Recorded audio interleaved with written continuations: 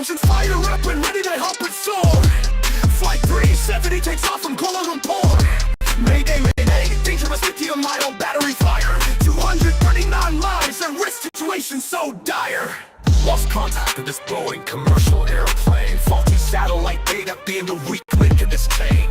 20 superconductor scientists on this flight. Does that have anything to do with it? It just might. 1, 2, 3 plasma orbs coming out of nowhere. As the 777 smokes falling out of the air. Wide area motion imagery and military infrared showing us more and even more being left unsaid. 0-point energy, that's the technology. To these EVOs that are defying gravity. 3 orbs with dark lasers pointing the way as they teleport Malaysia Flight 370 away. Where did it go? What's the notion? Which island? Which ocean? It didn't crash in the sea or on land. 4th orb out west for this slight of before is the passengers' phones on. Who's responsible for these people being gone? Classified documents like a sales promotion. Debris found impossibly in the wrong ocean. Dark energy, ether, cold fusion, 0-point energy. Not solid, liquid, or gas. Plasma is the key. A paradigm shift in our technology. An unlimited reservoir of energy. Floating through the air round and round. As we sit helpless on the ground. Orbs of light defying what we were taught. We've been lied to by science, is my next thought. Whistleblowers dying or getting disappeared. Heads of industry saying nothing to see here. Isn't that just a little weird? By humans this was needed and engineered. 1, 2, 3 plasma orbs coming out of nowhere. It's the 777 smokes falling out of the air. Wide area motion imagery and military infrared. Us more and even more being left unsaid. 0-point energy, that's the technology. To these EVOs that are defying gravity. 3 orbs with dark lasers pointing the way as they teleport Malaysia Flight 370 away. The ether is real. This is the spiel. The truth will come out. The truth will be shown.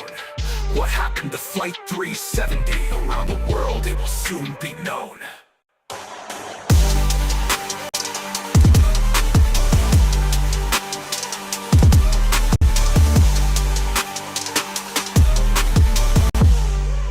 Link to the song is in the chat.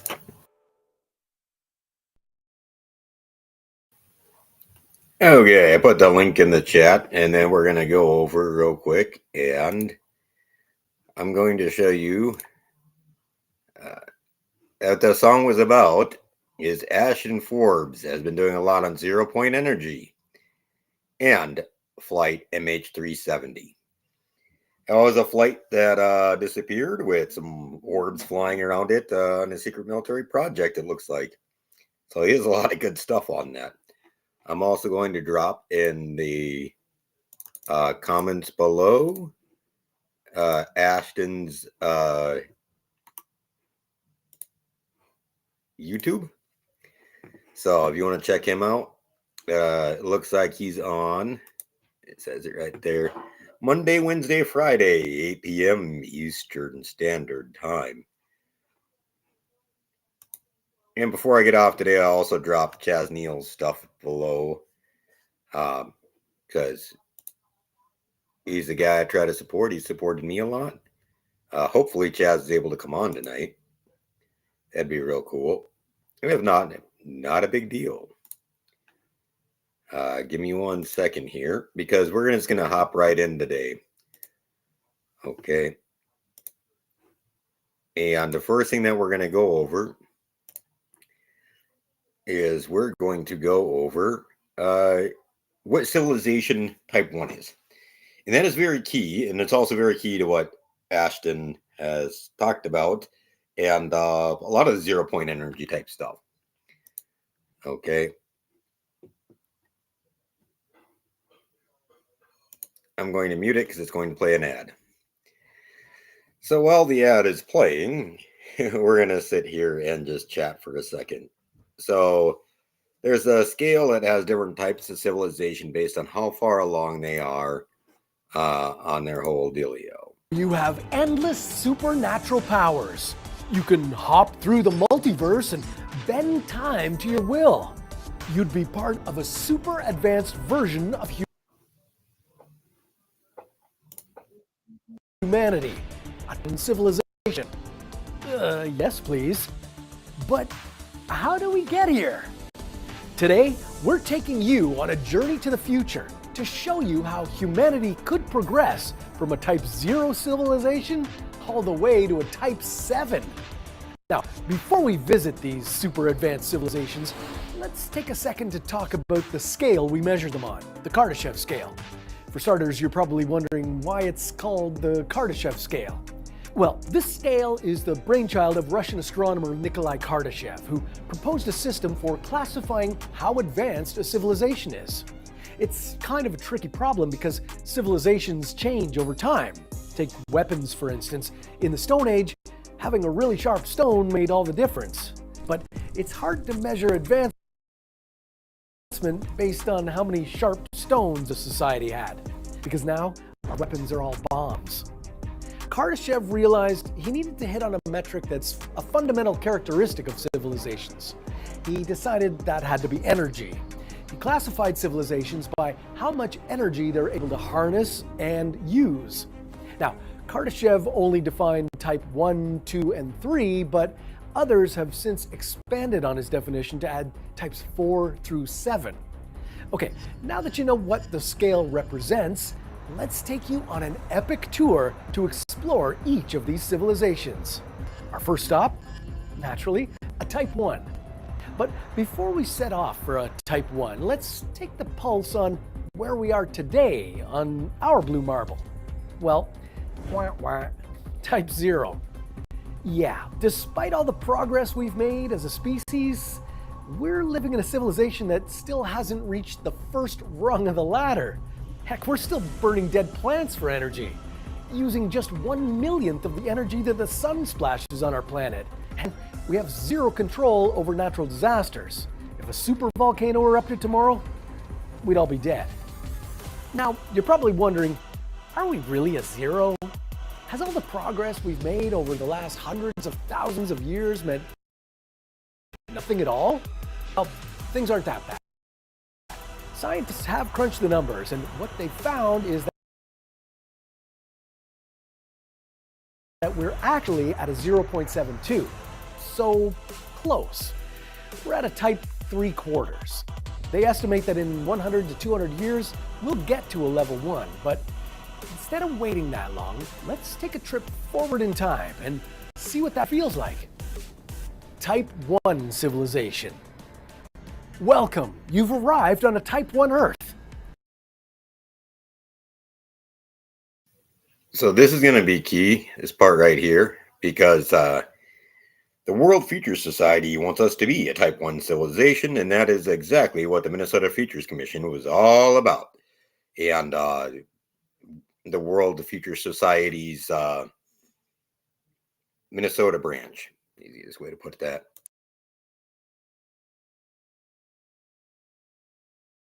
You know, if Earth is ever going to reach the technological heights of Type 1 civilization, well, energy and clean power will be key pieces to making this dream a reality.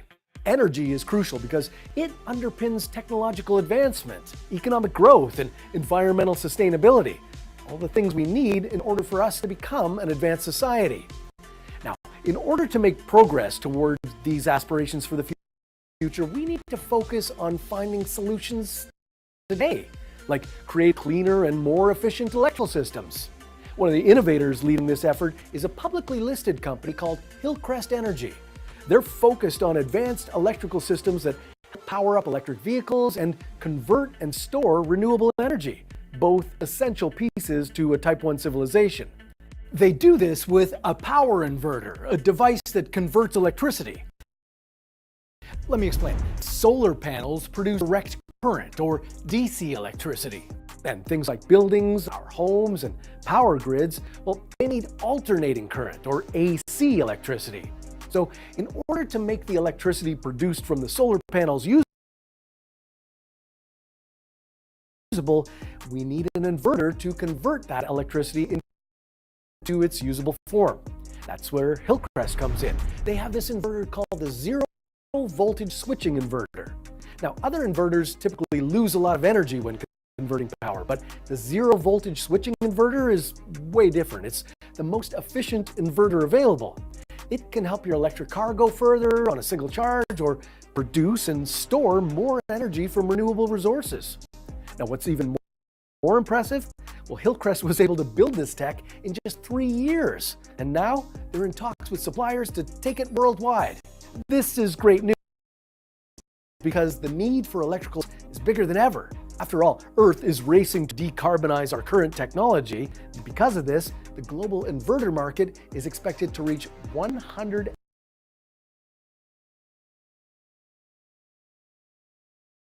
Just a reminder, though, like the reason why they're doing decarbonization is because that's all a lie put forward by the World Future Society, and this is their end goal. And remember, we've gone over the weather modification stuff. So, like, yeah, they're modifying the weather too. That's this scam of global warming and the green energy and carbon credits, and you go down the list, right? So, $117 billion by 2029. And Hillcrest will likely be one of the companies leading this charge. No pun intended. Leading the charge, get it?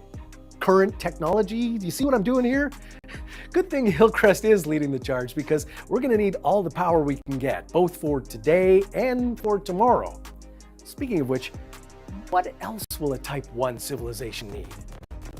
Humanity will also need things like quantum computing and artificial intelligence to produce unprecedented technological advances.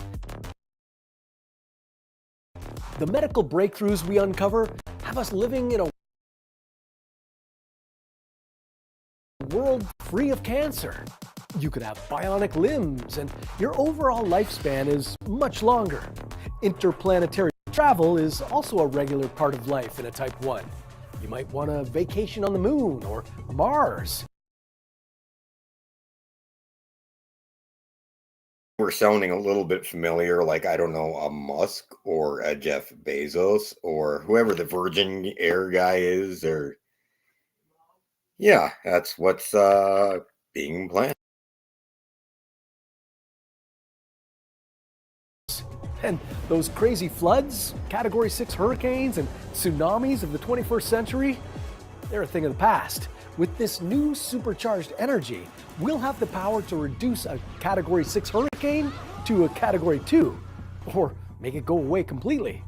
That asteroid that's hurtling toward Earth, well, no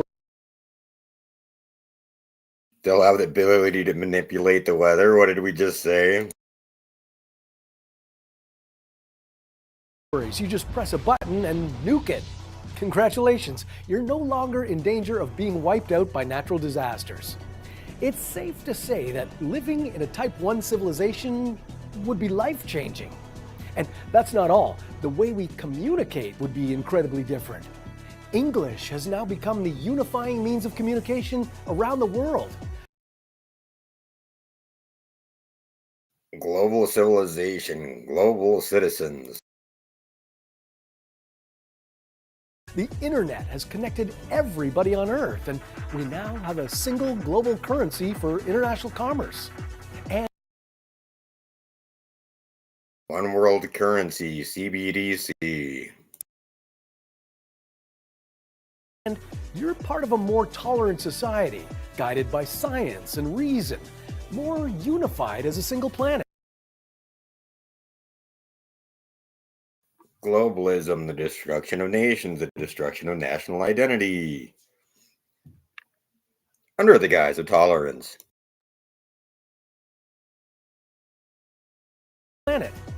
Life on Earth is great, but the colonies on Mars and the Moon have whet your appetite.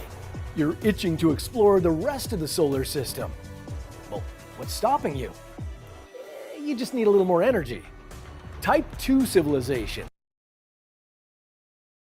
Oh yeah, drop the link in the below, whatever the comments, right?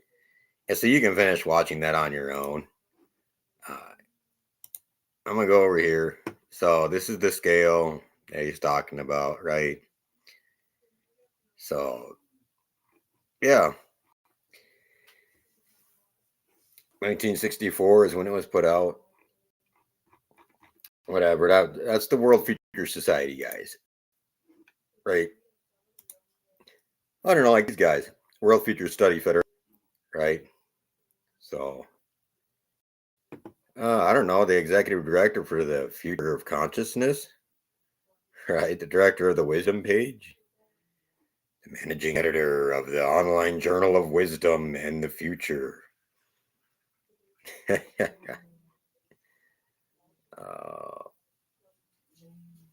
Anyway, yeah, right. Here's the University of Minnesota connection. Okay, him with Harlan, Cleveland, and all those guys. Remember, the U of M had the Cray computers, right? And those Cray computers, they weren't allowed to be sold to Israel. You know that in the 90s because they were supercomputers. Okay, I'm not sure they were quite quantum yet, but they were the brains for the CIA, NASA, NSA, and all the spying organizations.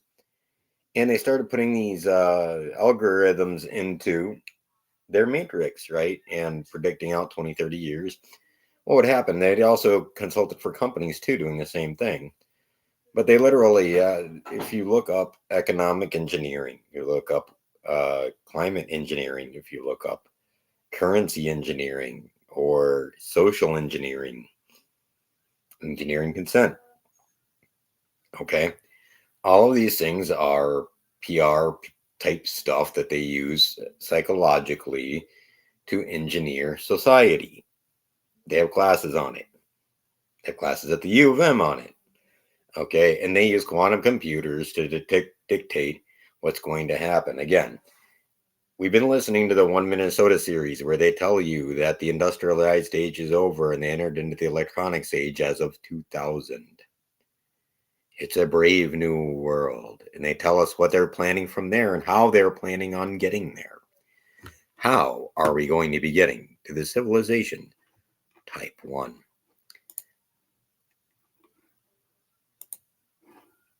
This is a Minnesota futurist. Now, they're no longer around, but it's interesting. You can go back through and the use thing, they have a publication out for quite a while there. See, I mean, you can go back through and figure out who is a part by looking them up with the University of Minnesota as well.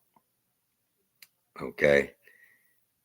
So the question then becomes, one second here. One of these things is not like the other. There we go. So then the question becomes like, where are we going from there, right? So we already have them creating up the World Future Society, doing the weather modification. And these are all things that connect back to Harlan Cleveland, the World Weather Program, right? Harlan Cleveland helped set up the UN stuff in Europe and then also the NATO. And then he went on to the Far East side of UN and ran some stuff with the CIA there. Then he went on to the University of Minnesota School of Public Affairs, which was named for Humphrey. Remember, Humphrey and Orville Freeman were very intimately involved with the shady figures in the LBJ administration, including people like Billy Solestis, including mobsters, including the CIA. In fact, Orville went on from there to be part of, I believe it's EDP, something like that, which was a shell company, all CIA. And then he went over to, they were a consulting firm to use the Cray computers to do the future predictions. Okay. And then he went on to Business International Corporation. So not only are the government doing it, they're embedded with some of the nonprofits, they're embedded with some of the think tanks, they're embedded with some of the foundations. And yeah, they're planning our future, literally how they want it to look. One way they do that, I'm just going to show you real quick.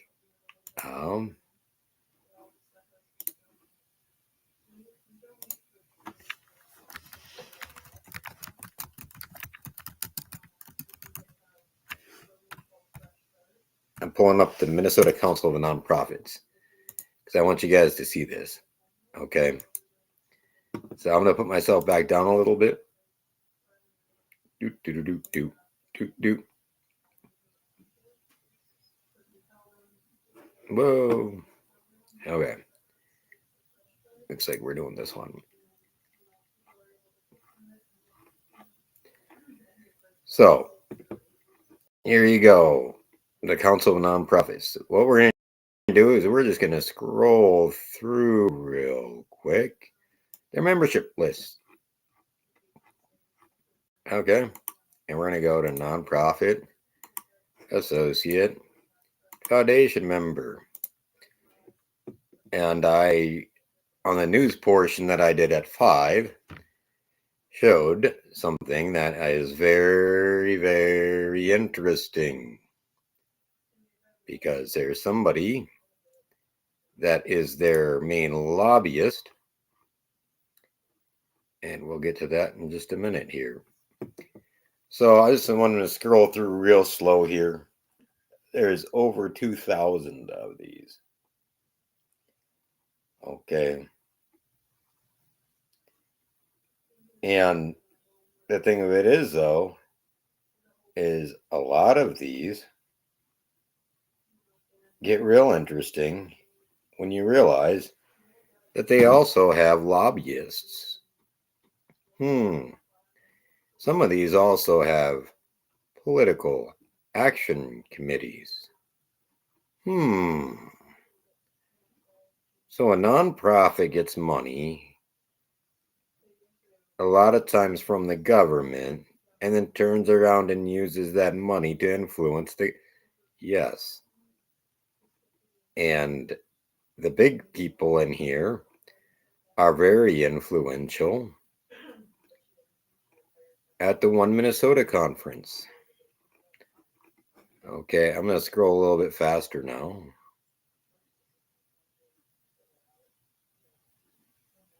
There's a lot of them. And a lot of these people get direct grants too.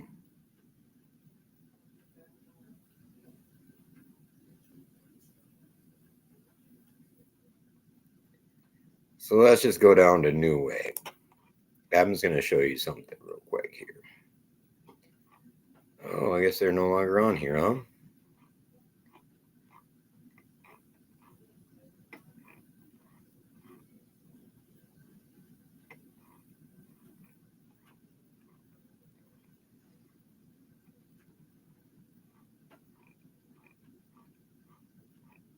Why, that's interesting.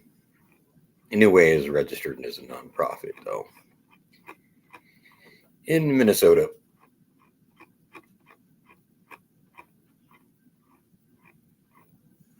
And it may be under a different name on here.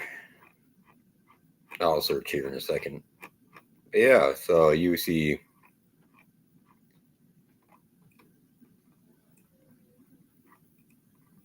all these, you know. Anyway, I'm going to go back up to the top.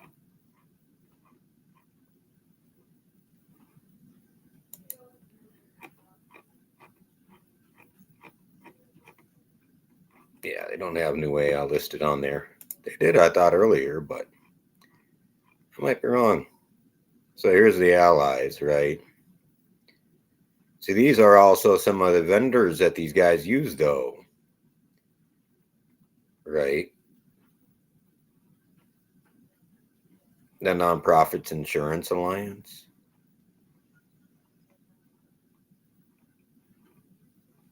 Law firms. Consulting firms.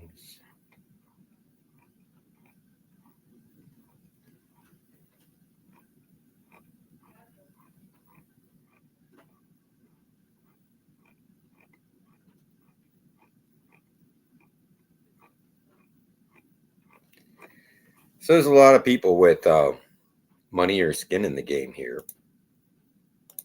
Oh, sorry. Here we go. This one was the consulting firms and that for the associate members. But then you also have the foundations over here. Okay. the foundations, Bush Foundation, Grace Foundation, Cargill Foundation, Margaret A. Cargill, Minneapolis Foundation. But then they also have the Minnesota Council on Foundations.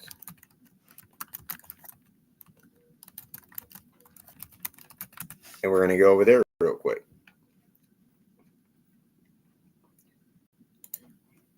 In just 1 second here.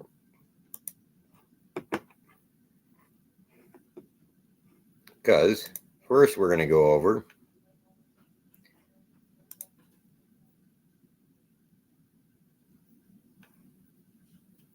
so you can search on Minnesota's website right here.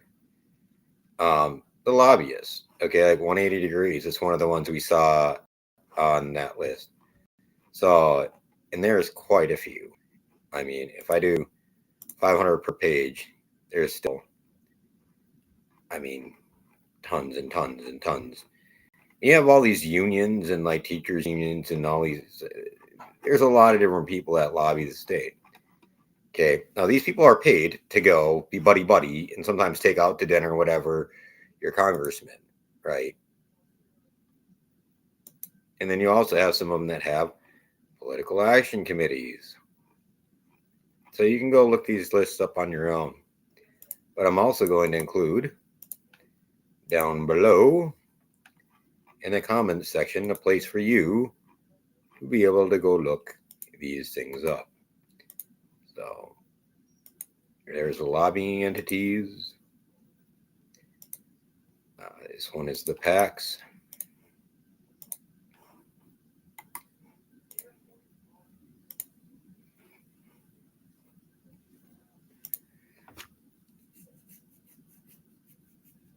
Oh, when I was looking it up for some reason, New Way, I found New Way on one of their lists. But anyway, good enough for me. So here's the members of the different foundations. Oh, the 3M Foundation. So if you don't want to get rid of their tax liability, these people then funnel it into foundations. And the foundations then do nonprofit work or work that will advance their interests. Okay. So if I wanted to make a civilization type 1, and then I have all these foundation monies, I can advise schools on what to do. I can do donations to them and direct exactly how they're spent or how the nonprofits spend them. If it's donations to nonprofits. So all these three work together. You have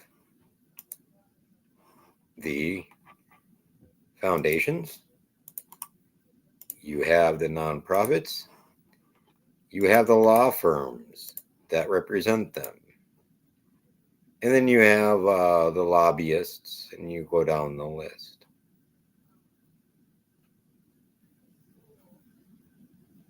And we did talk earlier about in the news stuff that I did earlier, we did talk about a specific case of that with Feeding Our Futures and some of the people involved. And so it just gets interesting. But we're going to go ahead and hop right on in then. We want to go back into the One Minnesota from 2007. Ooh, wait 1 second. Before we get there, I really want to show you something.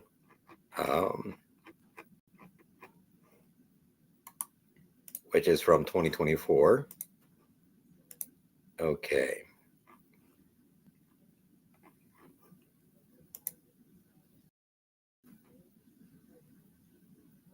I'm not sure if you can see on here. Yeah, it says Final One Minnesota. This is supposed to be the Final One Minnesota. And if you hover over the tab at the very top,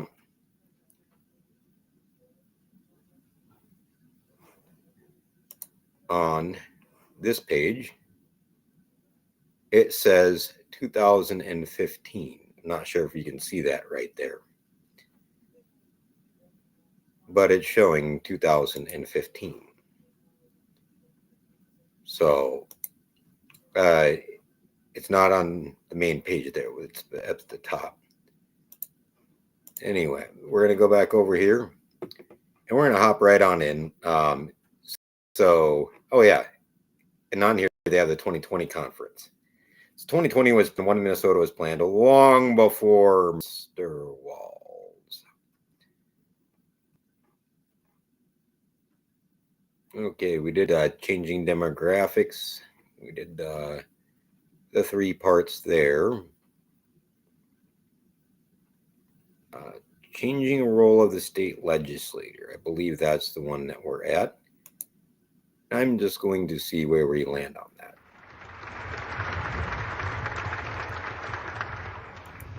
Thank you, Kathy, and I want to thank Kathy and Sheila in particular for all the work they've done on this. And I don't know about you, but I thought Dolan and Senkler were pretty sharp today. And obviously the 2 Toms were typical, although he took a cheap shot at the Star and Tribune, I thought, when he said they buried that story on research.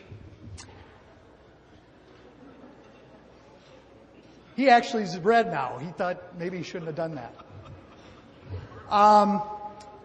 I've got the distinct honor to introduce 4 of the, my lifetime, some of you are a little younger, people who fundamentally impacted our state through their activities in public service. And each one of them, in their time, reached across the aisle, across regional differences in the state, and bipartisanly dealt with the challenge for their term in office. Let me first start with former Governor Wendell Anderson, who was elected in '59, fresh out of law school. He told me he met some of the new candidates this year and said it is in a private conversation, which I'm now going to make public, said that he was amazed at how much experience these candidates had, because when he got elected, he actually had no experience. He served in the House and then in '63 was elected to the state Senate. As governor, I think most people are aware of this, he and legislative leaders developed the Minnesota Miracle at a time of their great challenge, rising property taxes and inequitable school funding. Does that sound familiar to anybody? He served as governor, and prior to that was a silver medalist on the U.S. Olympic hockey team, and also served in the U.S. Army. Secondly, Governor Al Quie, who began as a Minnesota senator in 1954, then went to the U.S. Congress in '58, served for 10 terms, as we all found out recently, was a very close friend of President Ford. He served on the President's Advisory Committee on Trade Negotiations, so his interest in his retirement on international issues partially reflects that. He attended St. Olaf's and served as a pilot in the U.S. Navy. And in his term in office, I believe historically he had the largest deficit as a percent of the state budget of any governor in history. And he reached across the aisle. There were special sessions upon special sessions, and resolved those issues at great political risk, and did a heck of a job in the early '80s. I served under Governor Quie. That's how old I am. Third, Governor Arne Carlson. Started out as a Minneapolis City Council member in '65, served in the legislature from '71 to '79, State auditor from 79 to 91. Also worked bipartisanly, as some of us who worked in the education area during his term found even pugilistic Governor Carlson to be fairly easy to work with when you were working on business.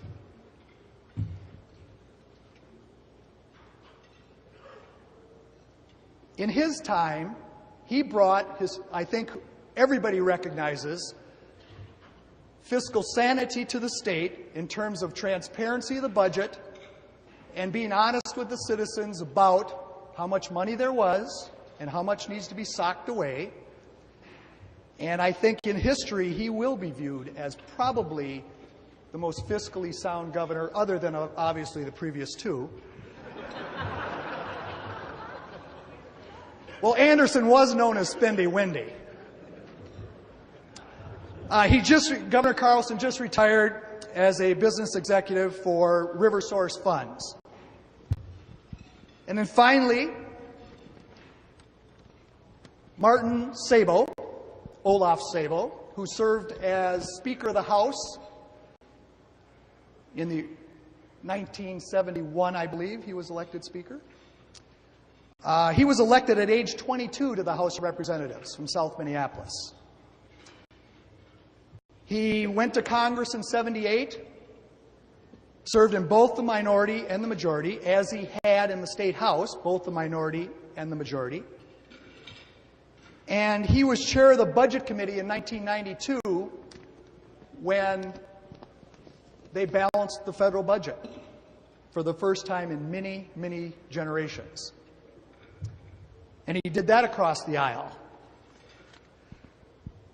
Martin Sabo, when I first got elected, I complained to him that I couldn't understand why the young legislators didn't get more responsibility, because we were obviously more talented than the old-timers.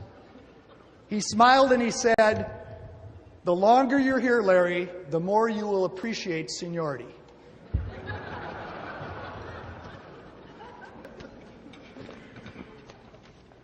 So his challenge was the federal deficit.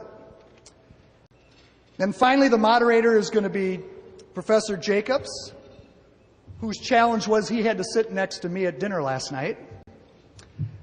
And you know that he runs the Center for Study of Politics and Government here, and has become, in his time in the last few years, a national spokesperson on all things political.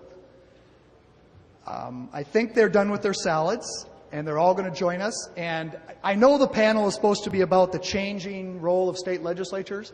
Knowing these three governors and former speaker, I think they're going to talk about whatever they want to talk about.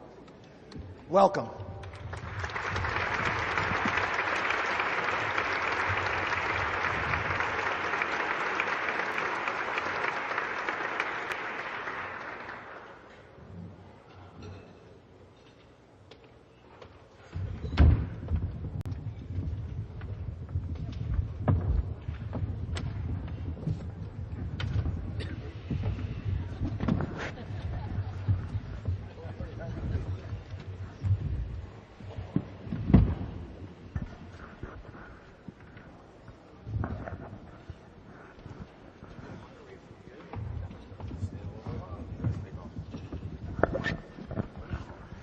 My job is to immediately cede the floor to four of the most distinguished and accomplished public servants we have. The task that these gentlemen have, and what we've asked them to talk about, is the changes facing the state of Minnesota, the role of the legislature, and particularly, and in addition, the decisions they think the Minnesota legislature this year and the next year or so ought to be addressing. Why don't we start with Governor Anderson.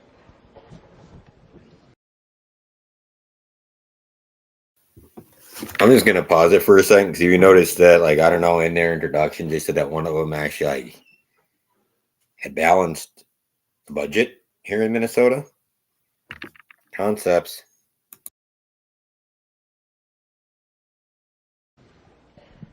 Let me just say this. I love politics. You may not realize it today, but the colleagues you have here, be they Republican or DFL, are going to be some of your closest friends forever. I met Martin Sabo in 1960. He's been one of my closest friends for 46 years. I met Al Quie about 35 years, a dear friend. I met Arnie Carlson about 30 years ago, and he's been a good friend for nearly 3.5 years. We're off to a good start. I'll tell you one, if Arnie will forgive me, but I used to have a wonderful sit-down dinner for legislators. It was catered by Town and Country. We'd have a social adjustment hour. That's where you drink. And one evening, Arnie came and he said, Governor, I'm between my many, many marriages. I brought my father. Well, his father, Swedish, born in Sweden.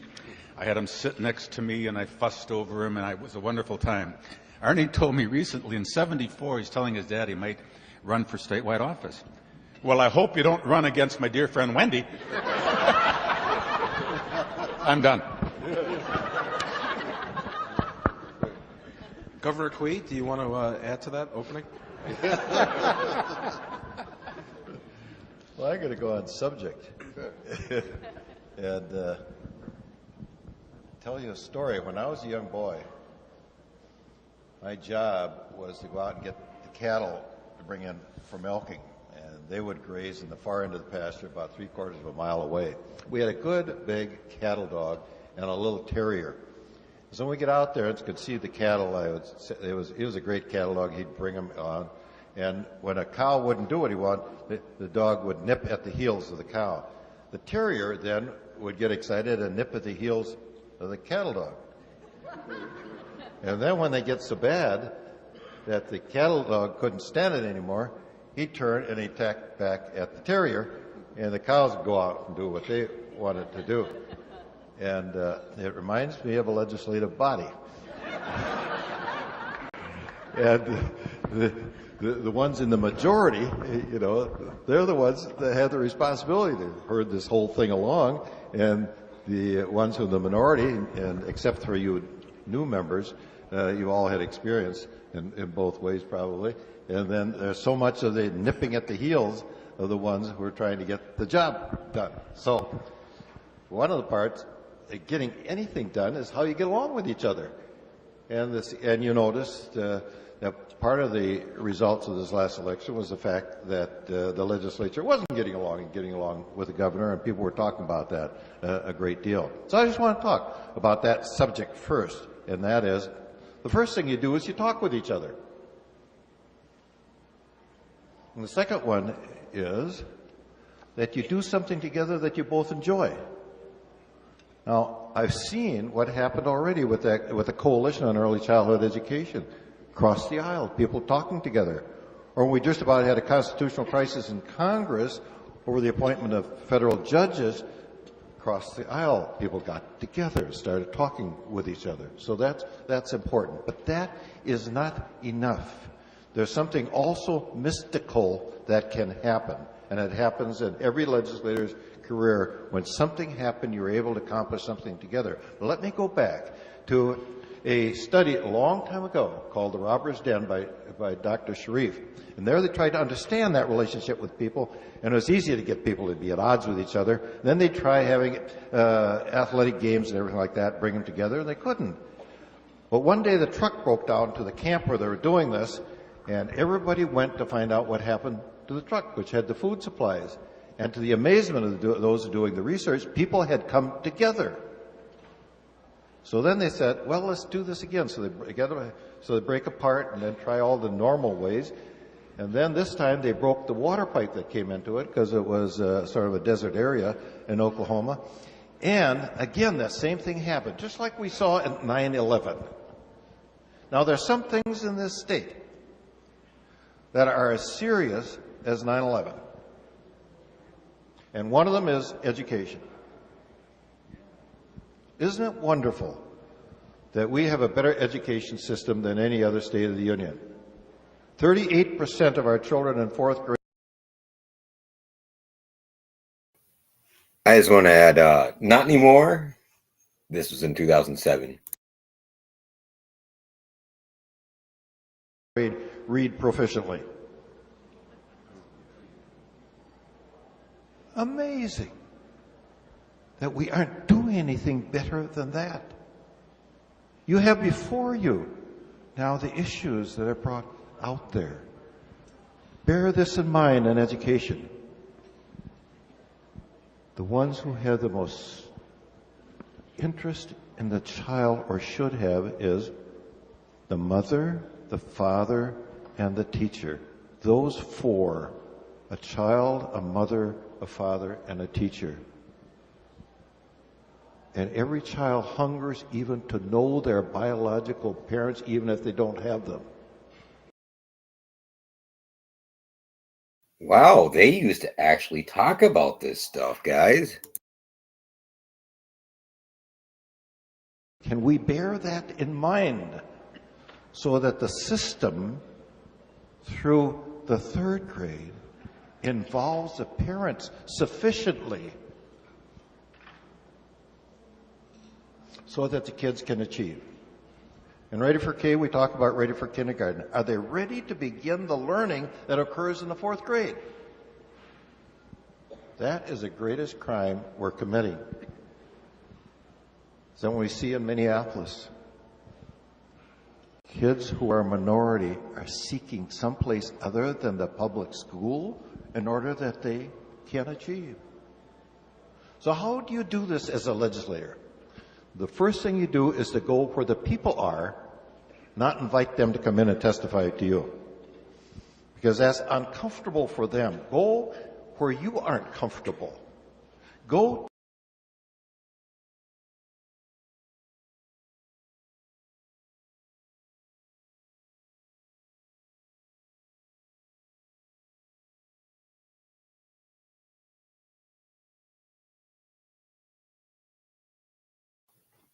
I just want to highlight what he's saying there.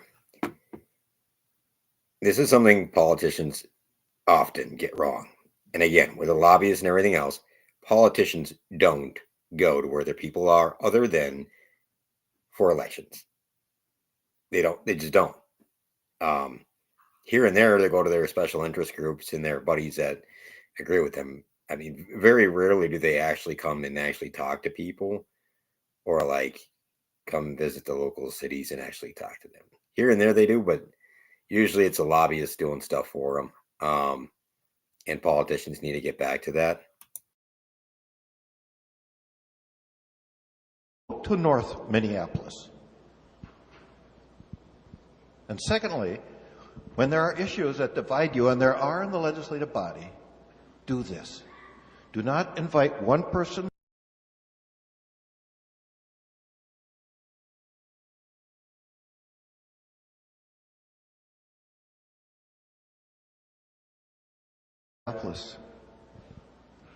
Kids who are a minority are seeking someplace other than the public school in order that they can achieve.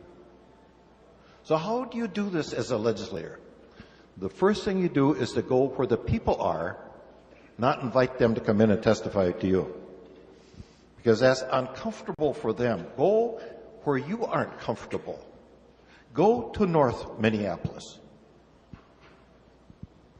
And secondly, when there are issues that divide you, and there are in the legislative body, do this. Do not invite one person from one side and then ask them a bunch of questions, and then later another person from the other side. Bring the two sides when there's absolute division and get them to testify together in front of you so they interact with each other, and then you can listen to them. It has a powerful impact in education. I just can imagine when a public school leader and EdWatch leader were together before you. There was a man who understood this, Adam Clayton Powell, who invited 5 of us, and we put that into practice. That's when they began, where the Republicans started working with Democrats in Congress on education matters. It began with that. So the means in which you can look at, like it had in the and the 9/11, the super ultimate goal, bring this city back to life again. In all of the issues, in transportation, which is also a state responsibility, or health care, which is facing us with enormous costs. I believe that this body, not because of who was elected, but what was given as a pattern with a coalition across party lines, will bring us the answer for the future. Thank you very much. Governor Carl.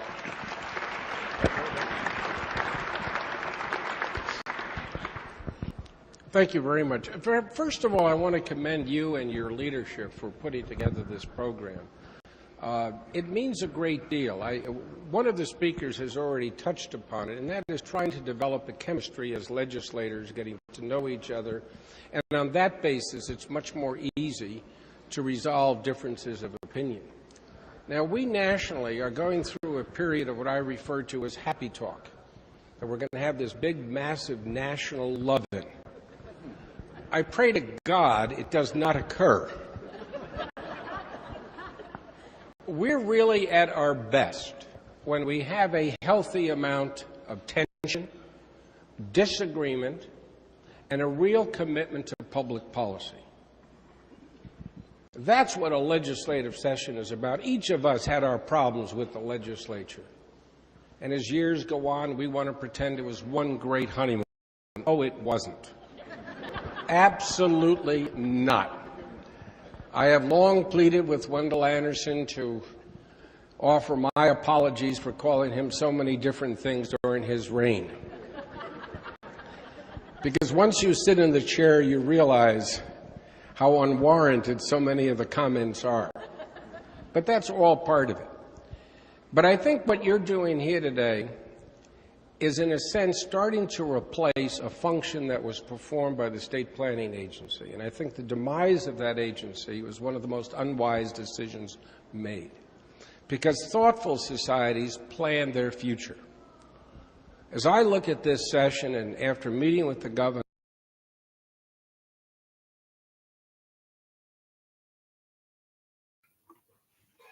He just admitted that they're literally planning the future, and it's Minnesota's Futures Commission. Who sits on that? Some of the nonprofits, some of the foundations, the University of Minnesota, and some of the legislators. That is literally who is planning your future if you're in Minnesota. But as a caveat to that, Minnesota is a test base that then rolls out these things nationwide. From the psychological evaluations, the MMPI, you go down the list, the Duluth model, we come up with a lot of weird stuff up here and then roll it out. Governor, I'm persuaded this is going to be a successful session.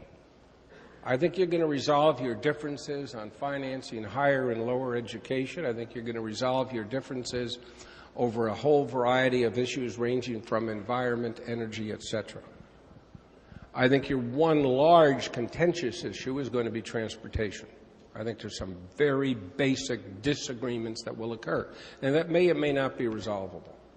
But aside from that, there are some things coming down the pike that I think we're ill-prepared for. The first is the United States is a debt-ridden nation. We like to pat ourselves on the back year after year. Wait a second, we're a what? A debt-ridden nation? Who would have guessed? And say we're the wealthiest nation in the world. We probably are in terms of GDP. But we're also the nation that most heavily engages in debt, growing it at a rate of over $800 billion a year when you put it on the accrual system of accounting. And then we invent all sorts of ingenious ways to keep things off the budget. I love that. If a corporate entity did that, we'll be talking about the who's gal. But when our national government does it, that's pretty clever. That means that we're going to enter into periods of very scarce resources. Gonna do what? Enter into periods of very scarce resources, you say? And the time has come for the legislature and the governor to begin to work out some processes that to a large extent replace the role that the Citizens League in Minnesota once played and prayerfully will be able to come back and play again. And that's building partnerships with the community as a whole, the legislature and the administration. There's no reason why you cannot create panels that include people other than legislators and start to plan. Start to plan on an era of scarce resources. During the Anderson administration, they put together a group, I believe it was known as CORE, and that was to review every function of state government, figure out how the delivery of services can be performed in a more efficient, non-duplicatory fashion. By and large, very successful. But if there's a bipartisan buy-in by both branches of government, the potential success is absolutely enormous, and it goes a long way to the restoration of trust with the relationship that you enjoy with your taxpayer. The second one that's coming down the pike, and there I would beseech you to use the resources of all of higher education, particularly the University of Minnesota, and that's the impact of global warming. And now the latest report indicates Global warming, you say? Oh, we'll have to show that weather modification thing again. And we will.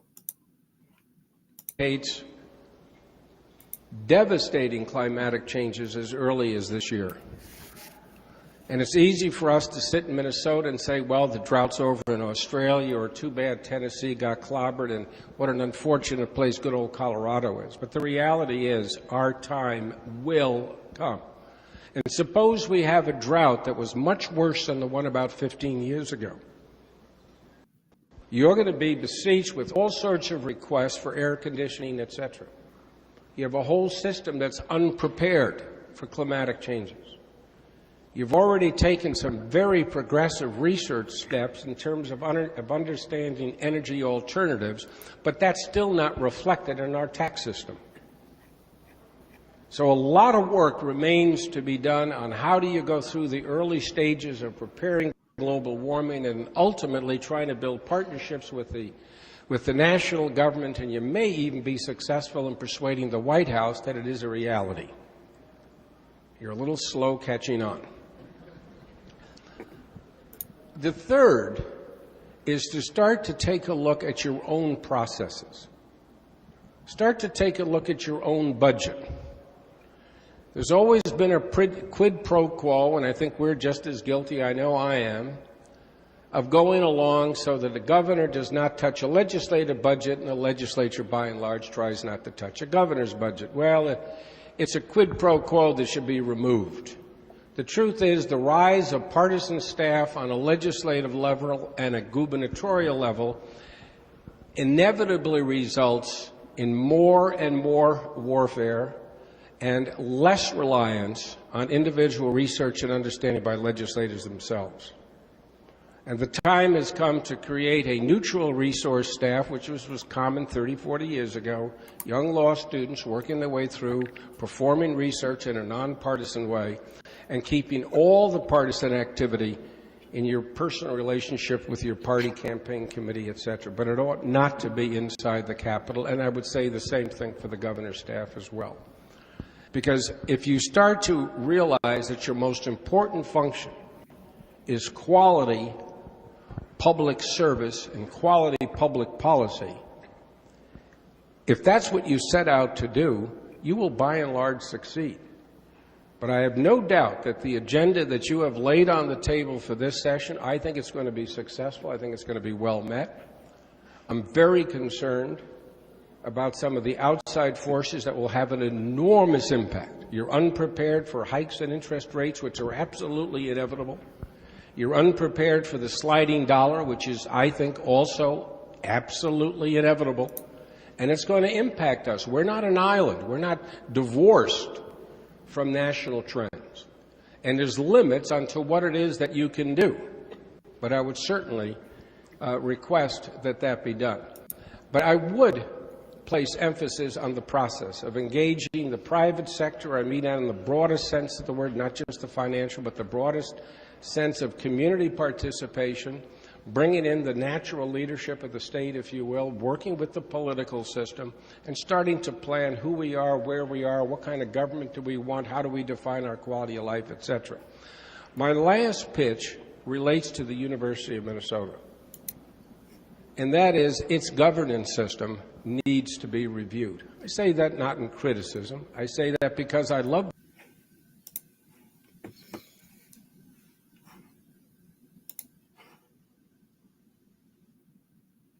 Okay, I'm just going to pause there for a second because we're going to show a different thing.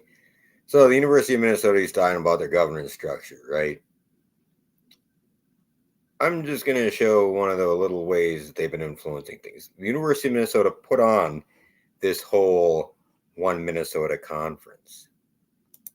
Okay. And we're going to start by looking at the bottom here. The underwriters, Benson Foundation,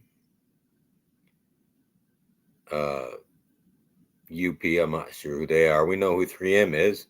Should know who Gilead Sciences is.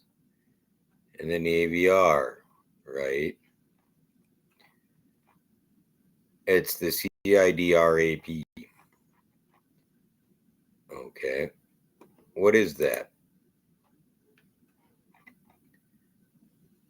Well, it's the Center for, one second here.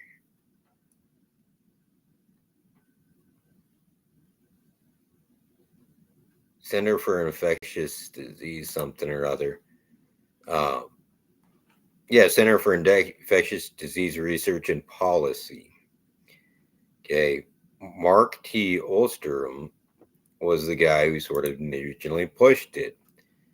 Look, 2013 is when they started planning this stuff, right? And you scroll up, One Health, One Minnesota. Okay. So basically, he predicted everything, but here's the thing. They were working on the research. I don't know, for MERS. Yeah, these are the guys. These are your EcoHealth. These are your DTRA guys. And if you go over to their staff over here, it gets interesting. So yeah, they have some researchers, but they also have some news editors and writers, right? Editorial consultant, news editor. I have no clue if this is any relationship to the Souchere who's been in broadcasting in Minnesota. Maybe, maybe not, eh? So it'd be interesting with these everybody on here. You know, they have other news editors, news reporters, right? Researchers, news reporter Chris Dahl, roadmap researcher. This is where Andrew Huff ended up getting involved. I believe was with CIDRAP. I'm not 100% sure on that. I know he's the one that had the EcoHealth dealio for GIS for the mapping of outbreaks, just in case. But here's Mr. Osterholm, whatever. Anyway, yep, we're going to click on him real quick. Our war against killer germs in 2017. You can look up the rest of it. served as advisor to the HHS secretary, right? Interim management team to lead the CDC. Yeah. But here's Miss Souchere. She went to journalism at UNC Chapel Hill, who also worked on the coronavirus. You know, they sent it with Fang Li from here, samples over to Ralph Barrick, and that through UNC Chapel Hill, and also over to Wuhan. So yeah, we already went through that on that guy. So then we're gonna head back over here. Why might they need some new management? I don't know. And top of the things he's gonna say, maybe they should not create up diseases that'll like kill off most of humanity. That'd be bueno. Of the university, and I want to make certain it has the best management system possible. You are in charge of selecting the board of directors. When people tell me who sit on the board of directors that their function is to support the president, right or wrong, I know something's amiss.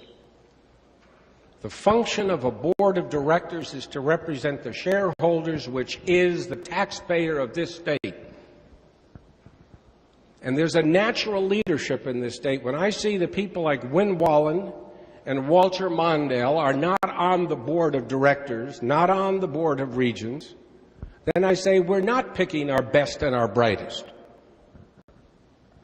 And too often we see it as a reward and an entitlement for past service, as opposed to who is the most capable of filling the various skill sets that are necessary so that we can truly define excellence.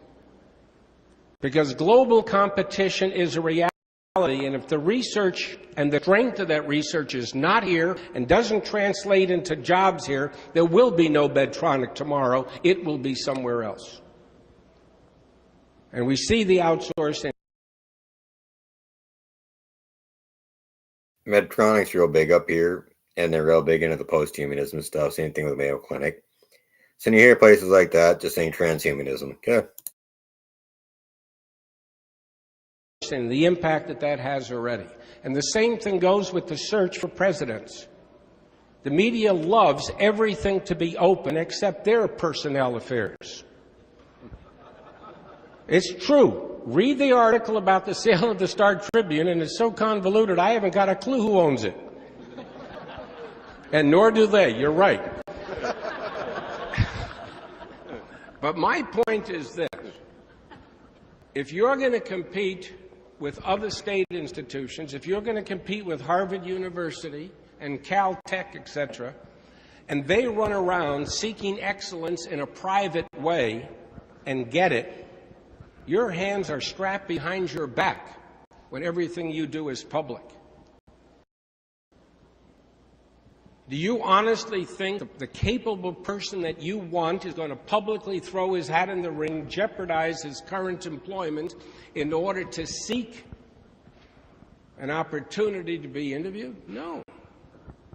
Why is it that the process for selecting a football coach can be closed, but the process for selecting a president has to be wide open?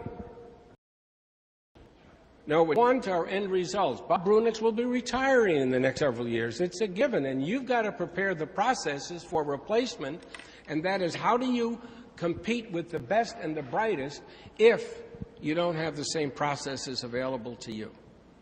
Now, that's my pitch on a more private basis, but I do hope that we elevate that game, because the university is a large, large part of your economic future. And we need it. And when you see it. So they made the university a large part of our economic future. And that university decided to push some stuff. I don't know. They have professors there that are literally Marxist. They have Marxist professors, and you go down the list. So they decided the future of the state. They wouldn't let Stu Peters be a professor there, I don't think. but they do for the other side. In fact, they pushed all that into some of these sciences, and you go down the list. The oath of office for the, not oath of office, the Hippocratic oath that they did for the students got real interesting on who they prayed to and what they prayed to.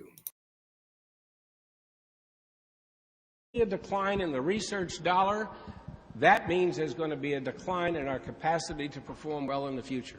And it's not just a case of money, it's a case of excellence and commitment to excellence and a willingness to define what that excellence means. Well, those are my brief thoughts, not so brief. Thank you.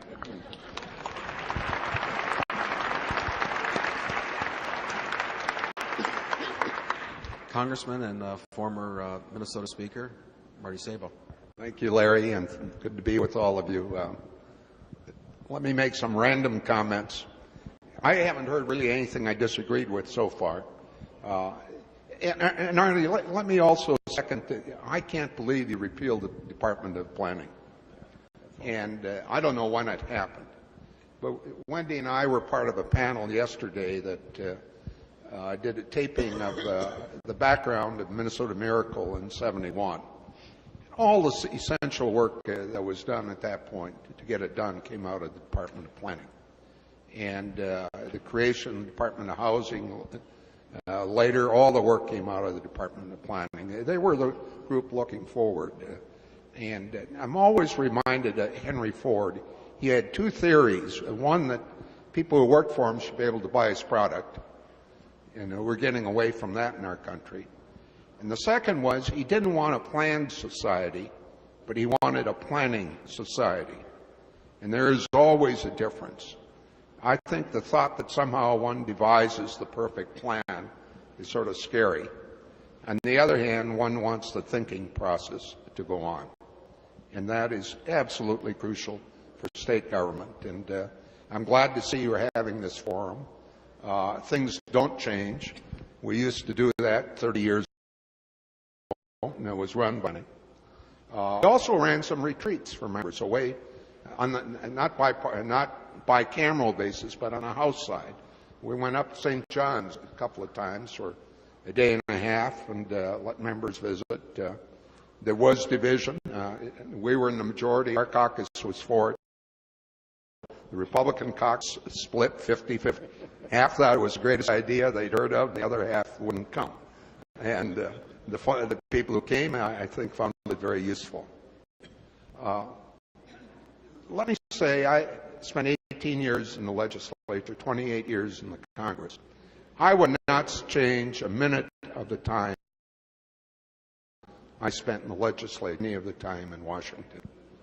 Because what you do day in and day out, it happens quickly, you handle a variety of subjects very quickly, and it has a tremendous impact on the lives of our people in many ways, much more on, except for the global issues, foreign policy, defense policy, and some of those things.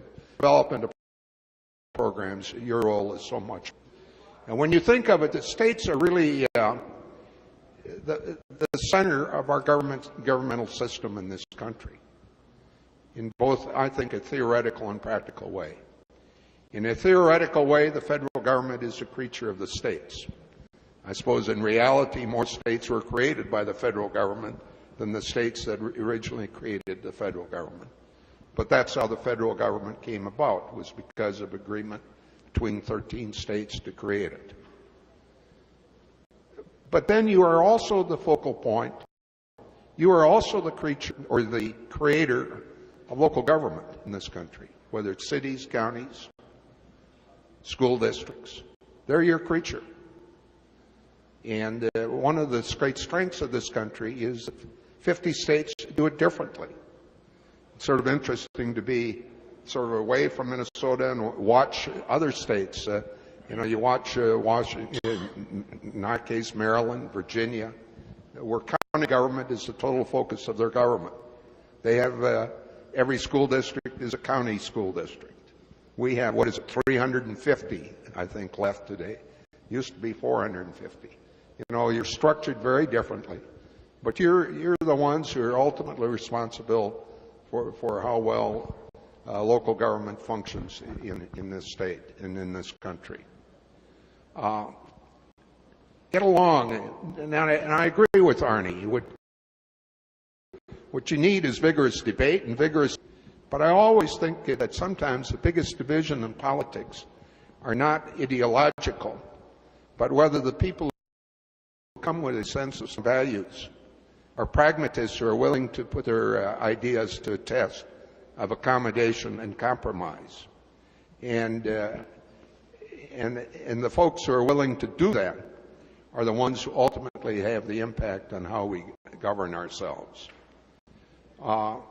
And just a couple of other sayings that I've heard over the years that I think are always useful to remember in public life. One was by Joe Donovan, who was Secretary of State for so many. And one of Joe's sayings was, people are most certain about the things they know the least. And I've always found a great deal of truth to that, whether it's in a legislative body and or the public in general. And the other is one, I'm not sure who said it, but that maturity is the ability to live with ambiguity. And I think there's also a great deal of truth to that, because there is ambiguity of issues. Things are hardly absolutes.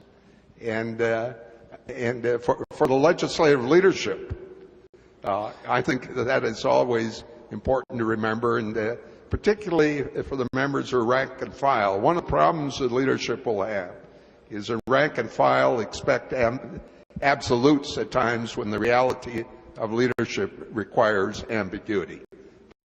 It's good to be with you.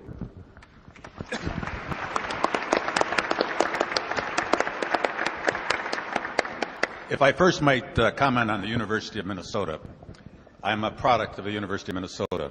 Undergraduate, your graduate school, the military, law school.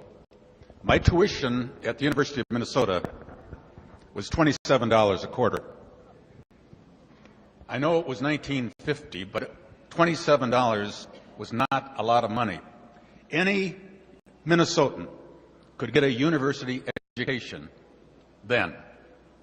Now the cost is awful. I don't know why it is that the generation that preceded us could make basically higher education tuition free. $27, that's tuition free. Now at the university, tuition, room and board is like $22,000, and this is at a public university. I know young people that are in their third year that have $50,000, $60,000 worth of debt. Now, how can anybody become a school teacher, a nurse, if they have debts of $50,000, $60,000, $70,000? They'd never pay it back. Something has to be done about tuition. Initially, you know, a great university was supposed to be tuition free, and California was tuition free not that long ago. Regarding the Board of Regents, you got a new system. Arnie, the reason that those great people you mentioned don't run for the Board of Regents is you've got a Regents Advisory Group.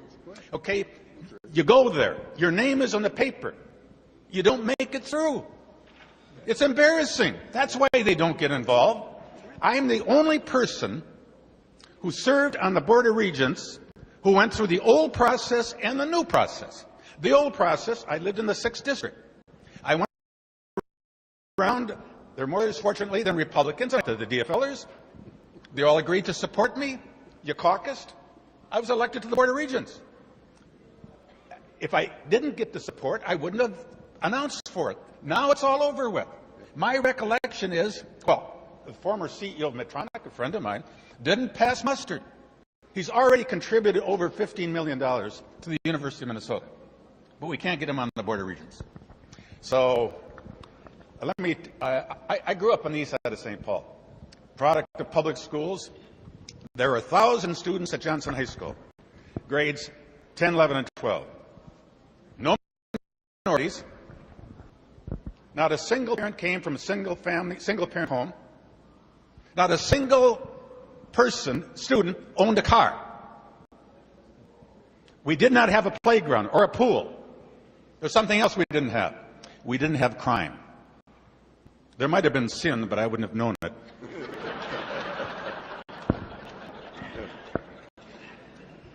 A year ago, October, I spoke at Harding High School in my old neighborhood.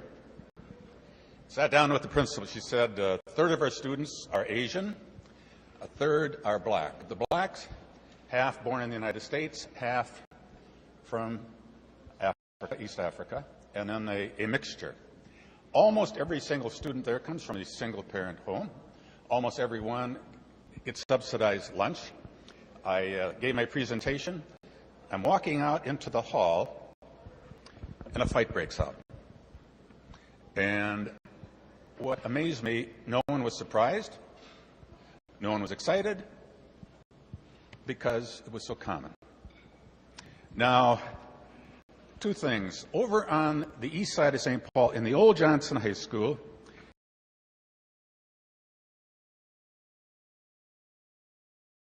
It's key what he's saying right there. About how things changed so much in a short period of time with the kids, with the problems he saw, and they continued. So whatever we're doing, we may want to reevaluate. is a remarkable facility that many of your people are aware of. They rehabbed my old Johnson High School into a K through 6 and room for 100 pre-kindergarten. And the school cost a little over $20 million, a combination of state, City of St. Paul, and private foundation. The classes are very small.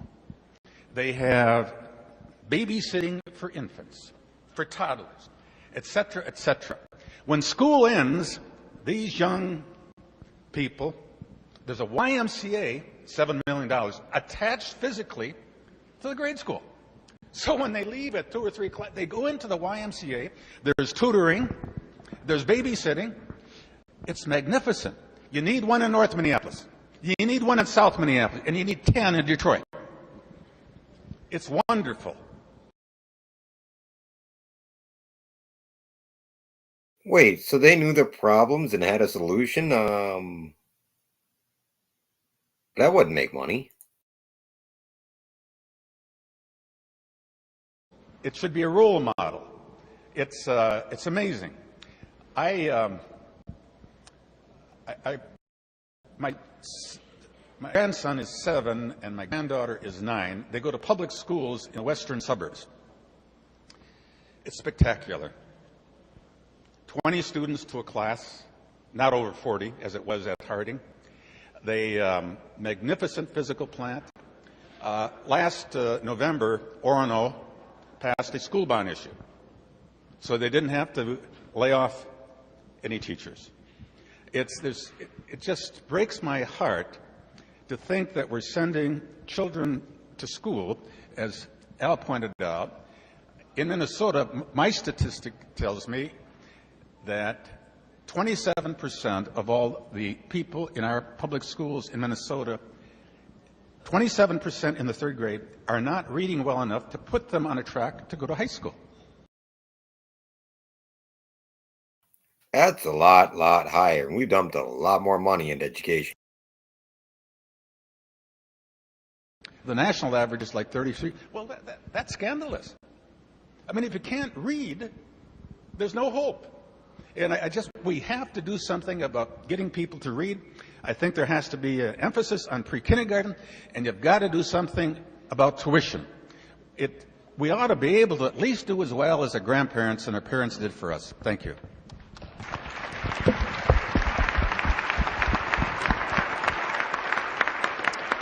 We're going to take some questions in a second, but I want to ask each of our distinguished panelists.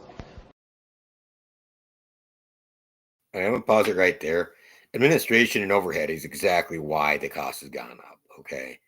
And as people got PhDs and they got hired onto the college because they promised them jobs in those areas. Interesting, right? So, yeah, here's the weather modification stuff I was talking about from the Department of Commerce, their programs. So it does exist. And right here's the world future stuff as well. Okay. And you can go down the rabbit hole with this. But yeah, they use supercomputers to predict the future. So that's interesting there. And again, all of this goes back to that supercomputer that they built, sort of pushed. So, 1 second, it's lagging. I'm just going to make sure I still got sound on that. To react to the following question, I went back and I was reviewing press clippings over the last 4 decades, just to get a feel for the kind of issues that are being discussed in the 60s and 70s. Well, you get the idea. A lot of similarity.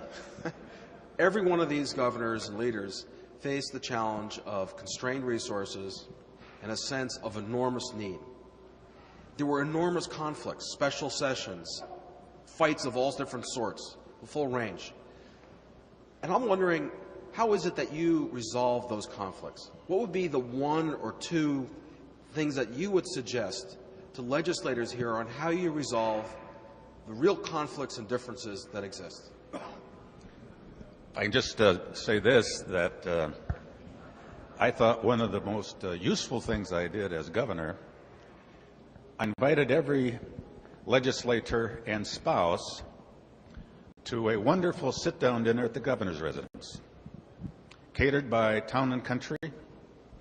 We had a social adjustment hour, which is a cocktail party, and I invited the press, and I think I had 8 or 10 dinners because I wanted to keep it small, and I included, to say, the press and commissioners and so forth. I'm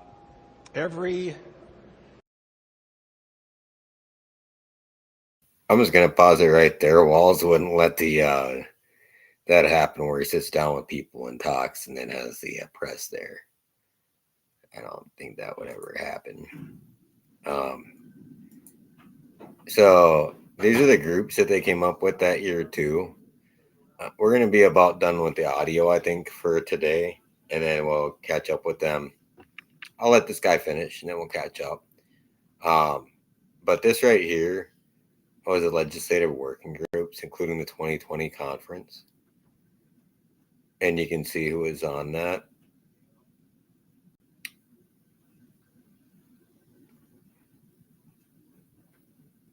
And they have the civic life and everything else. So they knew what they needed to do. And the legislator since then has not. They've decided to go do whatever makes their pocketbooks good. And that's obvious. Because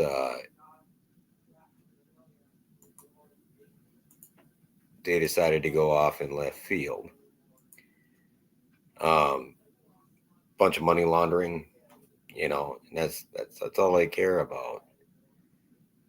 So here's a little bit more information from that 2007 conference about the Center for Study of Politics and Governance. Again, this used to be done underneath the legislator.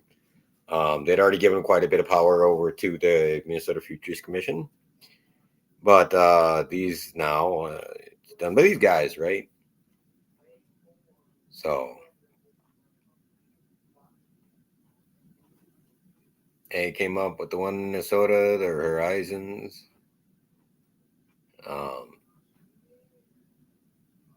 One of the top 15 professional schools of public affairs, which is just propaganda. It's propaganda. It's manufacturing consent. It's engineering consent.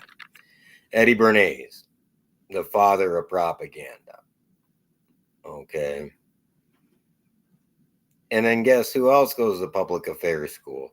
Your lobbyists, who then go lobby the government. It's just interesting. Couple that was there had their picture taken with my wife and I in front of the fire. Some of you remember a legislator by the name of Charlie Weaver. I went to his wife's funeral, and there's a picture of her, and I looked, and my arm was around her. They had saved the picture. I didn't want any legislator to go back to Bagley or wherever. And what's the governor's residence like? I've never been there. Tom Newman, a Republican from White Bear Lake, said, Wendy, I've been to the governor's residence many times. First time I've ever been here to bring my wife, and for a social function rather than work. I just think you have to have social contact with one another. See yourself as real people, people with children, problems, and the rest of it. And again, I understand that these people are going to be your friends for life.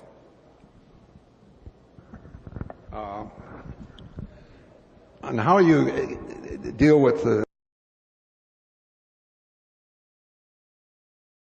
Okay, we'll just pause it there. So we've seen more of the Minnesota Future stuff. I'll see if I can find a video real quick here.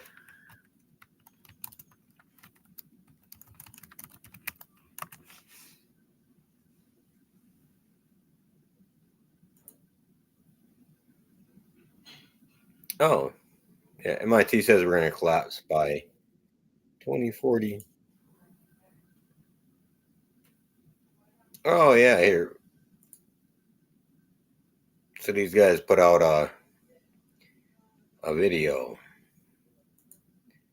So we're just going to watch this little video real quick.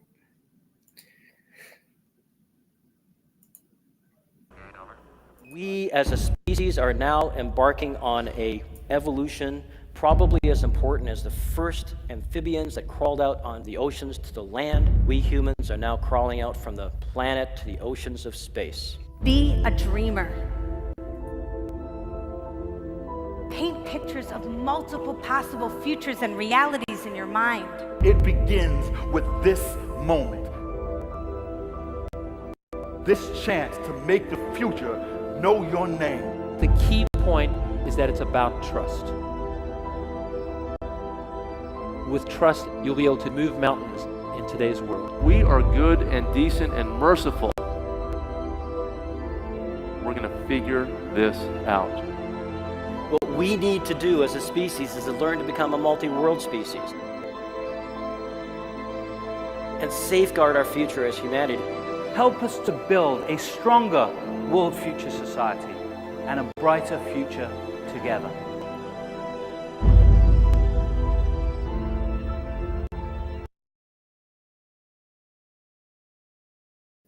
It's the future of the World Future Society.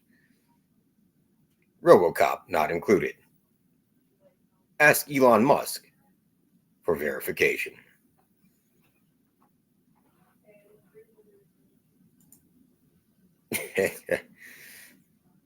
So yeah, like you can go look this stuff up on your own, right? We'll go to the 2018 World Future Society. There'll be a link there just to see if it still exists. Oh yeah, it does. Huh.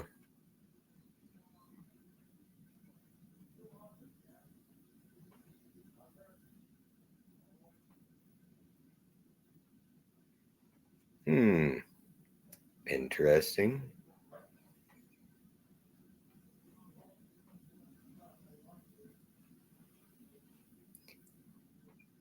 The futures of global shelter and the environment. Futures of learning and education. The futures of AI and technology. The futures of food, 2050.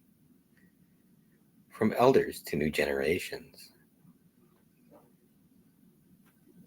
I mean, like, the futures of the World Future Society, the futures of health and medicine, the futures of our world.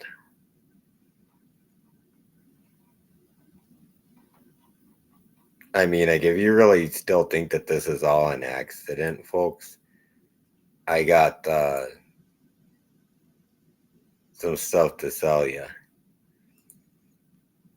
And just realize both sides are probably playing you, because But there's people on both sides that believe in this world future stuff. Okay? There's people on both sides that will use whatever incident is placed in front of them to push their goals. They have a Cray supercomputer. Now it's probably something else, okay? Now it's probably a different supercomputer. Minnesota's been really heavily involved with that. But yeah, they're predicting the future. And with AI, you are the data. So, like, all the data that Musk is getting in that, all the data that you're giving all these apps and the electronics, like, it's predicting you. It's engineering you. And part of that is they want us to become more than human. They want to literally merge us with machines. And I don't know about you, but like humanity needs to keep free, and like we can make our own decisions, and like free range humans, man. So I guess I'll go ahead and let the One Minnesota stuff play a little bit longer, and then we'll go ahead and get out of here at probably 1945 Central Standard Time, or 7:30 or 7:45. Sorry, I said 19. Anyway, you always have choices, and I don't know there's any magic formula on that, how you sort through the choices you have to make. But we tried always to be cautious. If we were developing a new program, there was a program that didn't escalate rapidly in cost. If we were making adjustments in fiscal policy, that there were not automatic build-in future costs. We tried to look forward beyond a year. We did not have budget committees. Those numbers were in the side pocket here. As Speaker, I spent more time on fiscal policy than anything else. We frankly tried to hide some money, keep it away from either the spenders or the tax cutters. One of our best friends was Walt Harvey in the Department of Education, who estimated school aids, and year in and year out, he would significantly overestimate the cost of school aids, and we never tried to correct that. Because they were considered to be inviolate while they were there, but on the other hand, we knew that that would help cover any problems we ran into. So, you know, let me react to what Arnie said about the fiscal place we find ourselves in the federal government. That is because in 2000 we had projected surpluses as far as you could see. And I've disagreed with President Bush's program, but frankly, let me be bipartisan about the 2000 presidential campaign on why we're in this problem of escalating foreign debt today. That was because the presidential candidates on both sides used 10-year assumptions in the budget that showed projected surpluses growing. So they had programs that were phased in over 10 years. In Bush's case, it was primarily tax cuts phased in, the last of which wouldn't fully take place until he's out of office after 2 terms. On the other hand, if you'd gone back to the Democratic side, when Gore and Bradley were debating, and they had all their grand programs, some spending, some tax cuts, and you'd ask them how much of it will be implemented in the first 4 years, it would have been virtually none, because they were promising year 5 through 8. And there was one thing we knew for certain about those long-range projections. That was they were wrong. What direction, we didn't know, but nobody had the capacity to do it. But the Congress came in, did the President program, it phased in things, you know, in the nature of the economy changed, 9/11 occurred, and all those old estimates disappeared, but we still kept on the same process of doing what the President had initially promised. That's what's dug the hole as deep and as difficult as it is for us for the future. What I was faced with, as was in the introduction, a pretty severe budget shortfall. And here's the first thing I thought of. One is that you try and stay with your budget unless it is in the family, unless your daughter is seriously ill and you're willing to break the budget in order to save her life. There's some things that government does that are absolutely essential to people, and they should continue. The second one is all the organizations and departments and all, and this is a local government as well, don't need to spend all the money they need to. And so I picked up a rule of thumb. You can cut 10% without hurting. And people in business said, you can do that 3 years later, you can cut 10% again, and you still increase productivity. So that was the next one. And the third one, then, is looking into the future so that you can increase in productivity. And so the head of MIT in Minnesota came to see me, and he talked about all the research the University of Minnesota does, and these two people are close to the University of Minnesota, have been talking on this. We ought to move it quicker from research to where it actually is in productivity and people earn money from jobs from it. And so I figured I'm going to get the best person because he heads the biggest company and was 3M in Minnesota, and he wouldn't head that up for me. And so I got another idea, and that is I get two people who are at odds with each other. I got Dave Rowe, who was the head of the AFL-CIO, and Ray Plank, who I thought was the biggest labor baiter of anybody of my friends, the head of Apache Corporation. I asked them to be co-chairs, and I developed what they call the Spirit of Minnesota Wellspring, which we talked about. Every piece of legislation that group developed passed. It passed without any controversy between the political parties. So those are the things you can do. Now I want to give you an admonition from within me. I watched what's been done when there's more money than you need from the past budget, and you give rebates back again.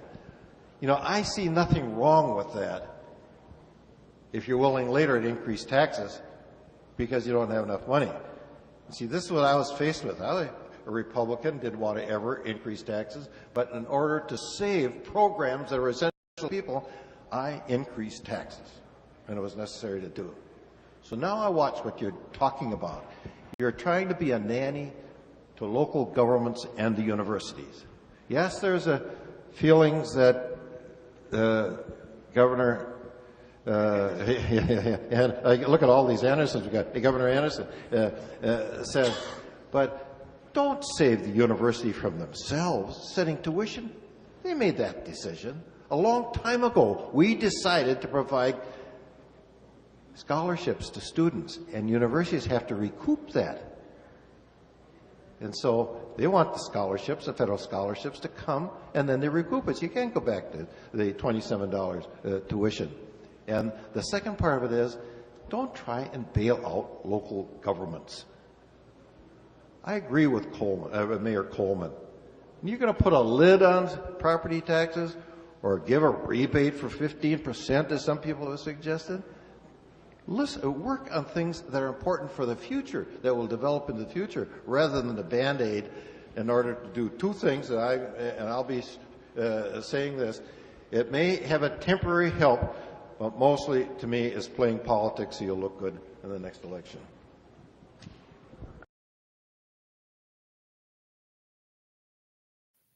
Okay, I think you had a good point there on that. I'm just going to share one more screen before we go. This is from a publication about World Future Society. It talks about the pop culture is doing more harm than good to the profession generally, right? We have reached a mass audience, including individuals with their futures, such as Al Gore with a climate hoax. So, again, thanks for joining me tonight, everybody. I hope that you guys have a good night. I'm going to go ahead and get the outro queued up and again, give Ashton a follow. I said I'd throw Chaz's stuff up here too. I will dream the outro music. Give me 1 second. Yeah, definitely give the Urban Conservative a follow. The Black Robe Regiment as well. The Minnesota Black Robe Regiment. That's TC that does that. And yeah, you guys have a good night, and hopefully everything is blessed for you guys. Stay free, stay human, and hopefully we'll see you again back here next week at the same time, same place. Live free or die trying.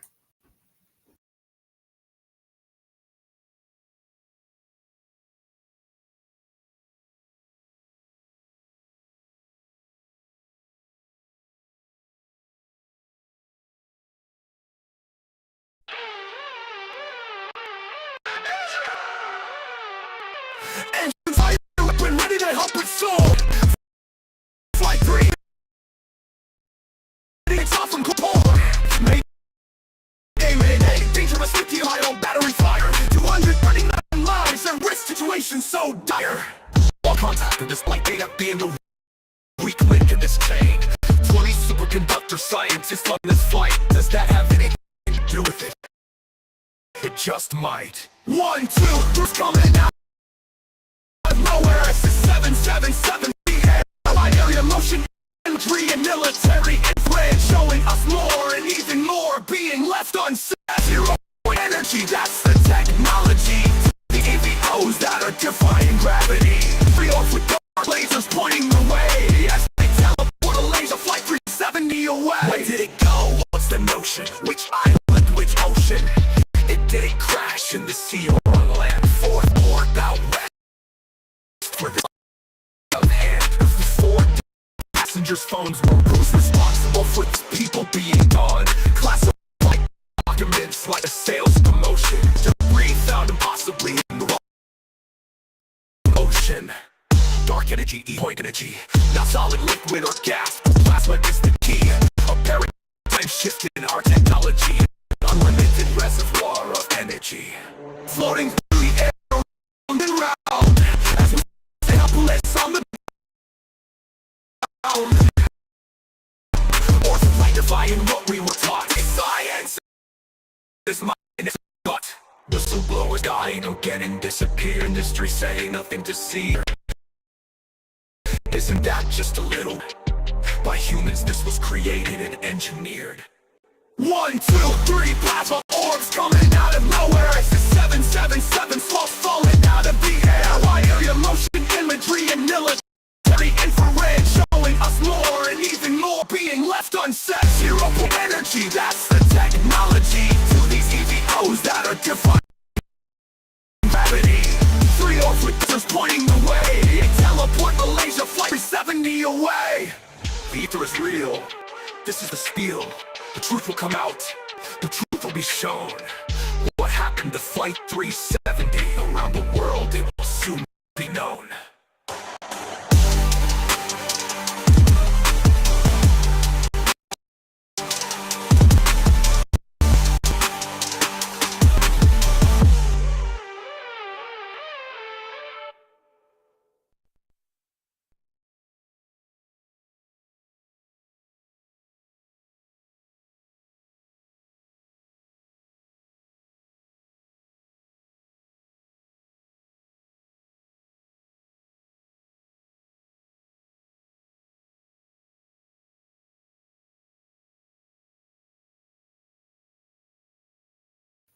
And you guys have a good night. Thanks again, Yoshi, for sending this to me, dude, for the Flight 370 stuff. So I do really appreciate it.